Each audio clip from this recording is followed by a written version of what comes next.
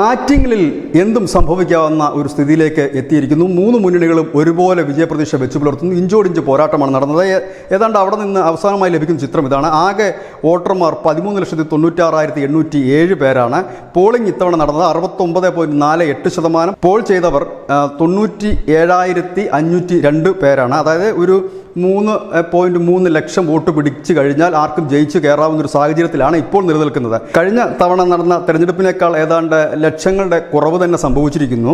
ഇവിടെ ഈ 3.3 ലക്ഷം വോട്ട് പിടിക്കുന്നവർക്ക് ജയിച്ചു കയറാൻ കഴിഞ്ഞ തവണ 2019 ശോഭാ സുരേന്ദ്രൻ ഈ ആറ്റിങ്ങൽ മണ്ഡലത്തിൽ പിടിച്ച വോട്ടിന്റെ എണ്ണം 2,48,081 വോട്ടാണ്. അതായത് ഇപ്പോൾ മുരളീധരൻ അധികമായി 80,000 വോട്ട് പിടിക്കുകയും ശോഭാ സുരേന്ദ്രൻ കഴിഞ്ഞ തവണ പിടിച്ച വോട്ട് നിലനിർത്തുകയും ചെയ്താൽ വളരെ ഈസിയായി BJPക്ക് ജയിച്ചു കയറാവുന്ന ഒരു മണ്ഡലമെന്ന് പറയാൻ കഴിയും.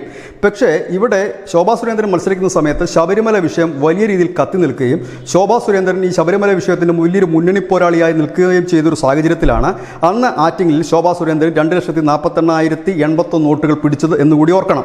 ഇവിടെ കഴിഞ്ഞ 2 വർഷമായി കേന്ദ്രമന്ത്രി വി മുരളീധരൻ ശക്തമായ പ്രവർത്തനം നടത്തി വരികയായിരുന്നു. അടിത്തട്ടിൽ തന്നെ നല്ലൊരു പ്രവർത്തനം കാഴ്ചവെക്കുകയും ചെയ്തിരുന്നു. അങ്ങനെയെങ്കിൽ ശോഭാ സുരേന്ദ്രൻ പിടിച്ച വോട്ടും അധികമായി ലഭിക്കുന്ന ഒരു 80,000 വോട്ടും ഉണ്ടെങ്കിൽ ഒരുപക്ഷേ ഇവിടെ വി മുരളീധരന് ജയിച്ചു കയറാൻ കഴിയും.